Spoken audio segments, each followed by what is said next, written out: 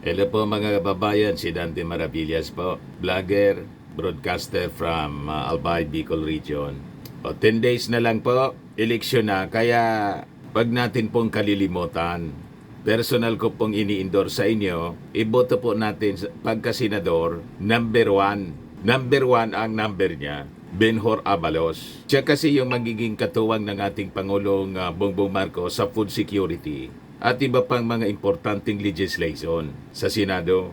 Malawak kasi po ang kanyang experience at kaalaman. Naging congressman na siya po, naging mayor, naging MMDA chairman, naging DILG secretary. Yan po si Benhur Abalos.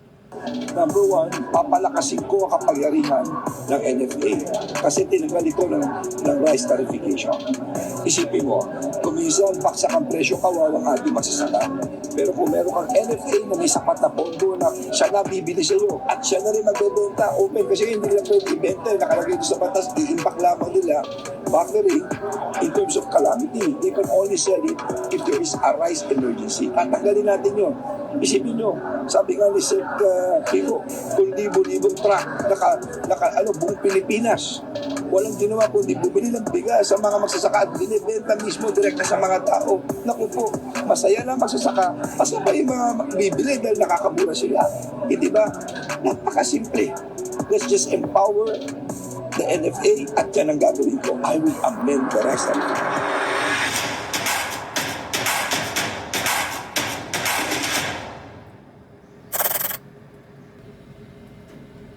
Andito po ang Liga ng mga Barangay para sumuporta sa inyo. Nandito na po kami sa likod ninyo, Senator Benhur Abalos. Ang kuryente natin ay pangalawa sa pinakamahal sa buong Asia. 20 years ago, pinindigan ko ito. Kung ako'y congressman, tumutol ako rito sa pagwis. The most overtaxed in the whole world ay ang kuryente natin. Yan ang una ko ipapay para bumaba ang kuryente, tumami negosyo, tumami trabaho, at tumaang ang buhay ng bawat Pilipino.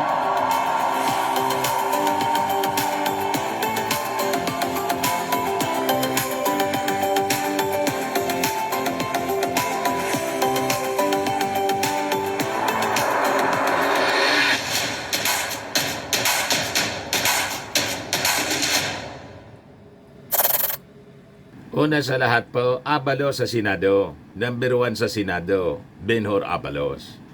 Before natin pag-usapan yung mga nagbabagang issue ngayon, una tungkol kay Amy Marcos, nag-file na po ng asunto sa ombudsman laban doon sa mga officials ng ating gobyerno in relation po sa pag-serve ng warrant of arrest kay Digong ng Interpol, yung Senate investigation niya. Tapos yung may pinapakalat na naman pong kwento laban sa ating Pangulong Bongbong Marcos, si Harry Roque. Walang kadala-dala itong si Harry Roque. But before that, dito muna tayo sa Joke Time. Kwentong katatawanan muna po. Padala ni Sian Marquez. May isang batang makulit. Sabi ng bata sa tindero, "Pabili po ng ubas." Sabi ng tindero, "Walang ubas." Kinabukasan, nandyan uli yung bata. Sabi ng bata, "Pabili po ng ubas." Sabi ng tindero, "Wala man ditong ubas." Sinabi ng walang ubas. Minsan pa niya, inulit mo, stapler ko yung bibig mong bata ka. Alis yung bata. Kinabukasan, nandyan na naman. Sabi ng bata sa tindero, "Pabili po ng stapler." Sabi ng tindero, "Walang stapler dito." Sabi ng bata, "Pabili ng ubas."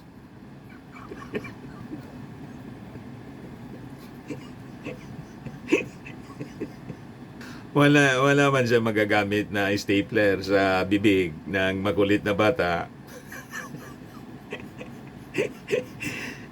Tinanong yung tindero kung may stapler, pabilihan niya ng stapler. Nang nagsabing wala, pabili ng ubas. Anyway, matik na 200 pesos. Padala mo na lang yung GCash number mo. Kasali ka na rin sa monthly draw. Pag nabunot yung pangalan mo, ngayon yung monthly draw, Pero ilalagay ko muna doon sa Dropbox. Ang mabubunot natin sa monthly draw, 5,000 pesos ang cash prize. Para alam ninyo. Tapos pag hindi ka nabunot, kasali ka pa rin sa sa December grand draw natin, 10,000 pesos yung mabubunot. Bubunot na rin ako ngayon, mga kababayan, ng isa na entry among the entries na mananalo ng 5,000 pesos. Ito na. May nabunot na ako. Basahin natin kung ano yung pangalan. Ayan baliktarin ko yung sa camera. Ayan po ang monthly winner natin ngayon, 5,000 pesos. Si John Erwin Habulin. Congratulations! Ipadala ko na lang yung 5,000 pesos sa'yo. Nanalo siya ng 200 pesos. Ngayon, nanalo siya as monthly winner, 5,000 pesos. Second winner na natin siya. Nandito siya. Ito. Ito yung unang winner. Ito yung pangalawang winner. Sinabit ko na lang dito sa Dropbox para alam ko kung sino yung mga monthly winners natin ng 5,000 pesos. Ayos pa. Magpadala lang kayo po ng mga entries. Yung mga hindi ko pa po nababasa, pag kayong mag-alala, aabotin po yan. Siyempre, hindi lahat binabasa natin. Kasi yung iba mga may censored po. Yung iba naman, di naman nakakatawa. Corny, hindi man nakakatawa, kaya hindi ko na binasa. Dapat hindi po censored. At hindi yun nakakadiri din. May mga joke na entries, nakakadiri po. Wag naman yung nakakadiri. Dito muna tayo sa latest na balita. Kasi pumunta ng ombudsman si Amy Marcos. Ayan personal siyang pumunta mismo sa ombudsman. Meron. Sabi tatong kopya. Tayo. Ito. Ayun na. Hello. Ilan ba yun sa iyo?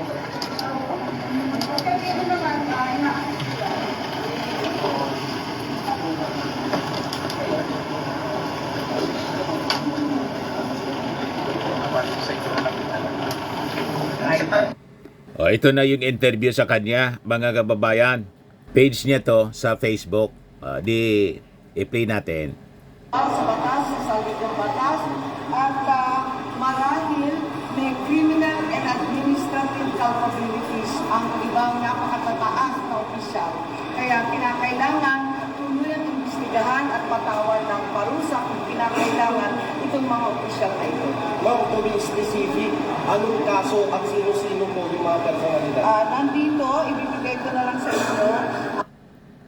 Yung mga pinatawag niya sa Senate investigation, kasama doon si General Torre, si John Vic Rimulya ng DILG, si Boyeng Rimulya siguro ng DILG, si General Marbil. Yun siguro mga kababayan, yun ang binabanggit niya. Lahat na nagsabuatan, yun ang tingin ni Amy Marcos para aristohin at kasama yata yung ambassador na kinontempt si Marcos Lacanilao. Ngayon, nagsalita na niyan noong una. Kasi di ba in-announce ni Amy Marcos sa isang press con na talagang magpa-file siya ng magre-recommend. Yun ang sabi niyang sa statement niya noon. Na-file ng kaso sa ombudsman. Pero ngayon, na-challenge siguro siya na mismo. Yun ang sabi natin, di mag-file ka. Pero nag-react na noon si DILG Secretary John Vic Rimulya sa unang announcement niya. Maganda niya yan kasi it is naniniwala sa due process. So mabibigyan niya kami ng pagkakataon na sagutin sa tamang forum.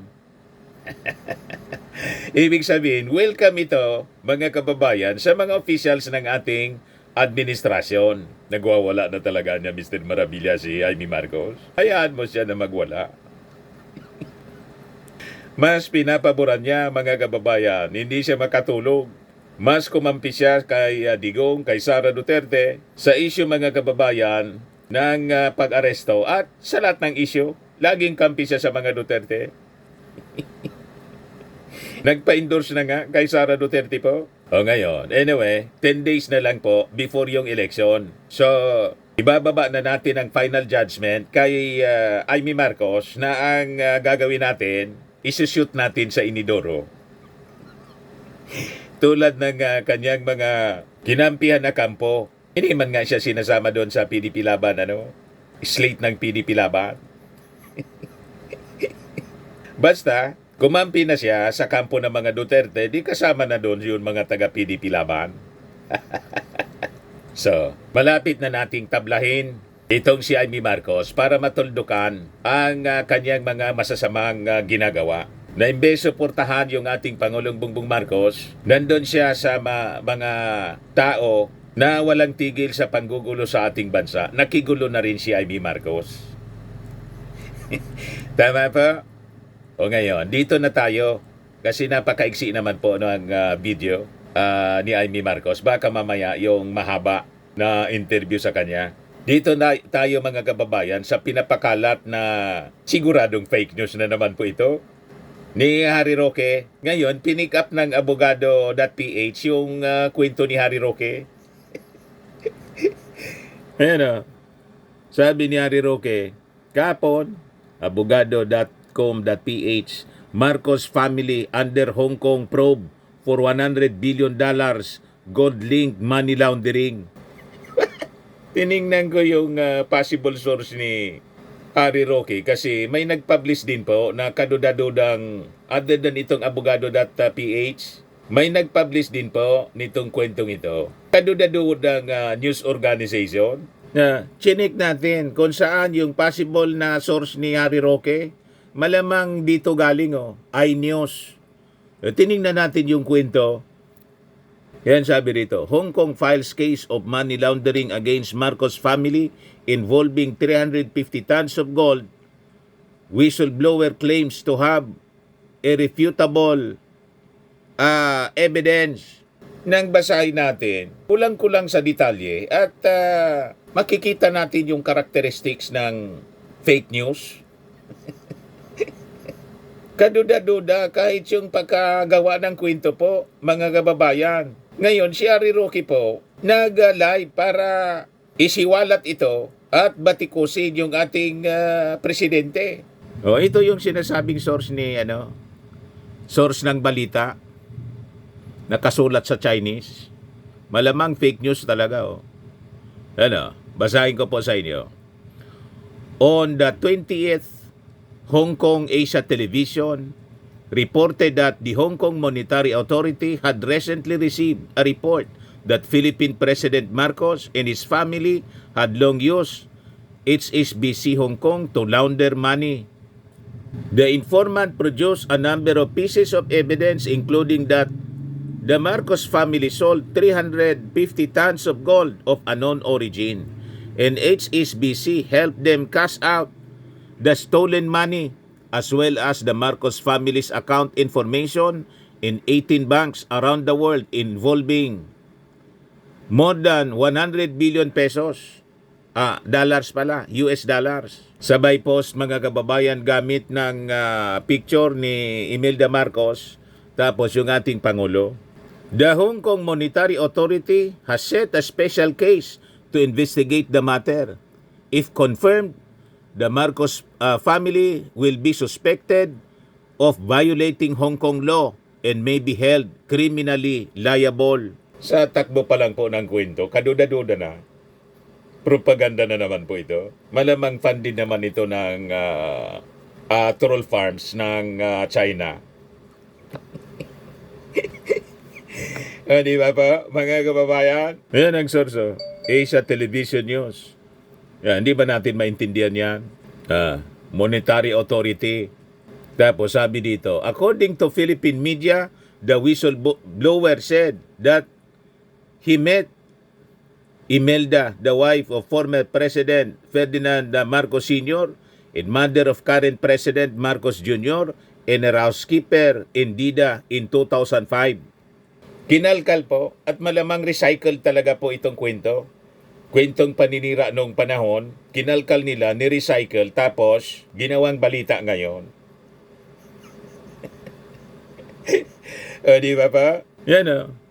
With Imelda's authorization from 2006 to 2011, Indida used the whistleblower as an intermediary and used different shell companies to sell gold with a total weight of 350 tons to Europe and the United States that could not provide proof of legal origin.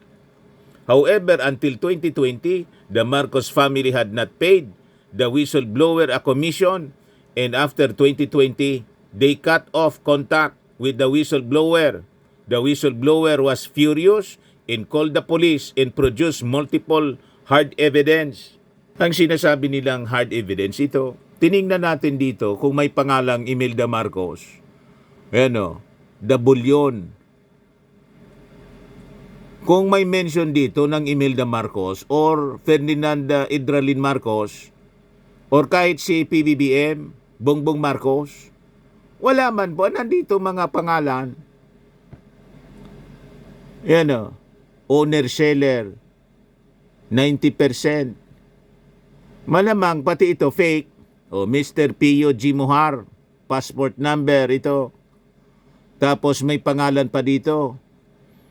Paymaster, Mr. Junela, Edmond Pichon, Philippine passport. Tapos, 2% cash be paid to Paymaster, Mr. Leong Cheng. Yan o. Malamang parehas ito ng document.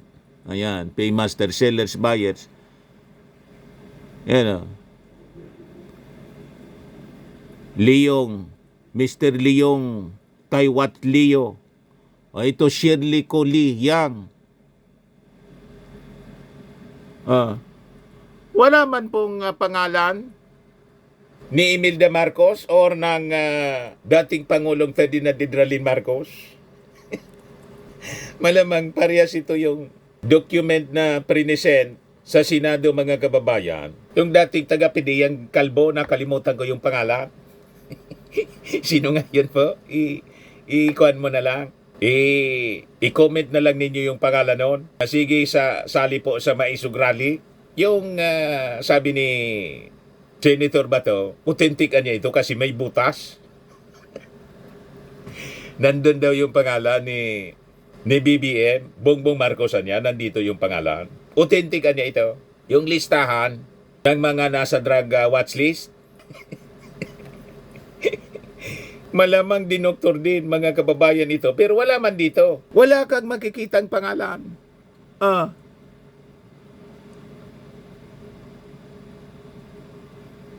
Malinaw na propaganda na naman ito po. At fake documents para doon sa mga unsuspecting readers na hindi na po nag-examine ng mga dokumento, paniwalaan agad, tulad ng pagpakalat ng pulboron video ni Harry Roque na agad-agad pinaniwalaan ng kanilang mga mga minions. Fake. You see? Tapos ito yung interview ito, mga kababayan. Kilala ko itong picture ni footage ni Imelda Marcos. Interview ito ni GMA, ni Mel Chanco. Kinuha nila, mga kababayan. Grab footage ito ng interview ni Mel Chanco kay Imelda Marcos na dinidiscuss niya rito yung mga ginto, gold bars. You see? Ngayon, panoorin natin si Harry Roque sa kanyang pagla-live. Yan yung live niya. 19 hours ago, may Harry Roque. May 8,000 na views na rin siya. Live 19 hours ago. Parang nasa kabundukan na po nagtatago si Macau yung background po. Si Harry Roque. Malapit na kasing antingin siya ng Interpol kasi kinasuhan ng qualified trafficking. Diba? Pakinggan natin yung porsyon ng kanyang pinagdadaldal. $1 billion na money laundering activities involving no less than 350 tons of gold deposit. Mantakin nyo yan. At itong mga aktibidades na ito ay nangyari between, yung mga panahon na talunan ang Marcos Jr. pero pinakikinabangan hanggang ngayon dahil nga hindi natin naintindihan kung ano Matindi to. nangyari dun sa 8 billion na biglang nawala sa central bank risk. Now, nagkaroon Walang pala ng kadala-dala isang po? Taiwanese na at ito po ay headline Sino sa nga? Taiwan. Mantakin nyo yan. Headline Hindi na daw sa naman ang Taiwan? Marcos family dahil headline po sa Taiwan nung nasimulan ang money laundering investigation laban kay Marcos Jr. Ngayon, maiiwasan ba niyang investigasyon dahil siya ay isang pinuno ng bayan? Hindi po, kasi maski sa Pilipinas, meron siyang immunity sa prosecution. Pero hindi po yan immunity sa investigasyon. Kaya nga po nananawagan ako na kung ang mga dayo ng Hong Kong at Taiwan ay nag-iimbesta sa money laundering, bakit hindi sa Pilipinas? Kinakailangan po ang ombudsman mag-imbestiga na rin. Dahil napakalaking halaga po ito. Hindi po yan sa sweldo ng isang presidente na kanyang ama o kaya naman sa sweldo niya bilang gobernador o congressman. Parang hindi na naliligo si Harry Roque po. Tingin ko, malapit ng masiraan ng sa tindi ng problemang kinakarap po ni Harry Roque. Kaya tama po itong sinasabi ngayon ng Department of Justice. Ano? Sabi ng Department of Justice, DOJ eyes passport cancellations for Harry Roque once arrest warrant is out. Kasi walang tigil po si Harry Roque sa pagpapakalat ng fake news. Sabi po ni Justice Undersecretary Nicolas Felix T, ang ating gobyerno has options. Should a court issue an arrest warrant against former presidential spokesperson Harry Roque for qualified human trafficking? Sa interview po ni Pinky Webb sa Billionaire News Channel, On Point, T disclosed that if a warrant is issued against Roque would officially be considered a fugitive from justice. So hindi lang siya mga kababayan pugante sa Congress, pugante na rin po siya sa fugitive from justice na mismo mga kababayan. So sabi po niya, if that happens, the government would have several courses of action. Passport cancellation. The Department of Justice can move for the cancellation of Roque's Philippine passport through the trial court. This would effectively restrict his ability to travel internationally using Philippine documents. Tapos, Interpol Red Notice. The DOJ can coordinate with the Interpol to request a red notice. This international alert would seek the assistance of law enforcement agencies worldwide to locate and arrest Roque, facilitating his extradition to the Philippines. Palit ng palit po ang mundo ni Harry Roque, kaya nagwawala na siya. Kung ano-ano na lang po na kwento ang pinapakalat para gatungan yung mga tao. Ito yung mga attempts nila para gatungan ang mga andamdami ng mga tao, siraan yung ating Pangulo, mag-people power. Trinay na ito doon sa Davao ni Kita at ni Pulong noong Labor Day, nagpakalat ng mga balita na yung PNP CIDG lulusobin daw yung bahay ni Digong. Agad-agad po na nagpa-press con yung PNP. Alaman na niyang ganyan. Inian niya namin na alam kung saan hinuhugot yung balita ni Pulong. Nagpuntahan yung ilang mga supporters nila sa bahay para ikordon yung bahay ni Digong. Ngayon, wala na, nag-uwi na. At gusto rin sila na mag-people power doon sa Liwasang Bonifacio. Nagtipon-tipon sila doon nung Labor Day. Nagmaisog rally. O ganun din, iilan lang yung pumunta. Hindi kayo magtatagumpay sa inyong mga masasamang plano. Alam ng mga taong mga sinungaling kayo eh. O ngayon, ito na yung mga developments ng balita laban kay Harry Roque. Ano pa? Ang mga options ng gobyerno, diplomatic communications. The DOJ will formally communicate with the Netherlands government where Roque is currently seeking asylum informing them of the DOJ resolution charging Roque in court and the issuance of the arrest warrant.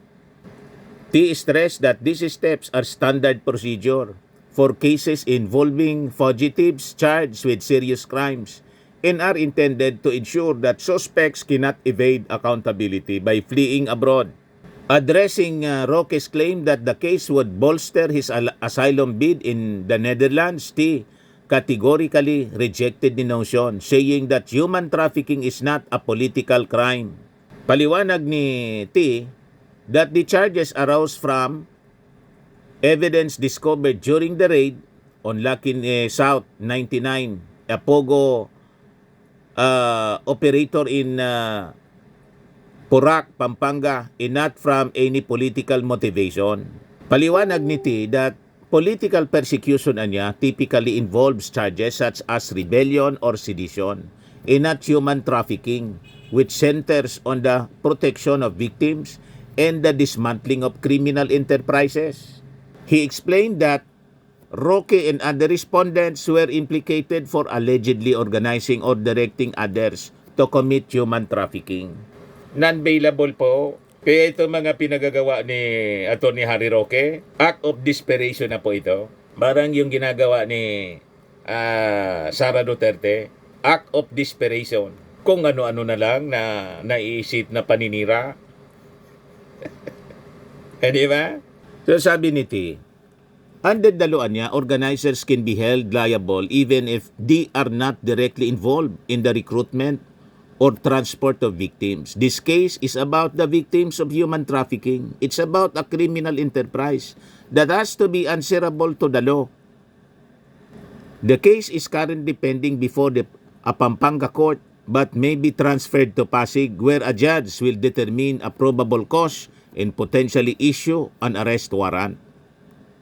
Sabi po ni T that the government would act swiftly to implement the legal and diplomatic measures outlined once the warrant is in effect. Kaya ito po, ang mga pinagsasabi ni Atty. Harry Roque, diversionary tactic lang po ito. In an act of desperation, nagbabaka sakali na baka paniwalaan pa rin sila at magatungan ang mga tao at mag-people power laban sa gobyerno. Malabo pa sa sabaw ng pusit. Napakaganda kasi ng mga ginagawa ng ating gobyerno. At sirang-sira na po sila. Ang sumira sa kanilang sarili, sila man lang po. Kaya wala nang maniwala sa kanilang mga pinagsasabi. Tama po mga kababayan. Yan si Harry Roque. Oh. Namundok na yata si Harry Roque. Oh. Baga magtatago na po mga kababayan sa kuweba or sa ilalim ng lupa na siguro magtatago sa hindi malaman na lugar. Pero pasasaat, aabutin siya mga kababayan ng mahabang kamay ng batas. Tama ba? At itong ating programa mga kababayan, atin sa inyo nitong ating mga sponsors. Firmax Firming and Lifting Cream. Pinapay po sa mga pulses in affected area. Mainam po ito sa mga pains at paninigas ng mga kaso-kasuan. Ito sa mukha naman yung application, anti-aging, Automax po siya. Ito ay Glow 60 mga kababayan. Whitening po siya. Made in South Korea. Ito naman po, Ningxia Red Mix Fruit Drink. Gawa po siya sa goji berry. May anti-cancer properties po siya. At sa mga naghanap po ng malinis and spacious fitness gym, pumunta lang po kayo sa aming Colossal Fitness Gym. May Grab ka rental din po kami. At bills payment po sa aming office. At saka sa mga mahilig po sa mga imported bags, manood po kayo sa live selling ni Madam Aileen Rosales sa kanyang Aileen Closet po. Pati mga shoes, ito yung kanya po. Ito yung kanyang page. Kita ninyo, napakagandang mga online selling po siya. Si Madam Aileen Rosales. Cellphone number niya po, 773-798-7816.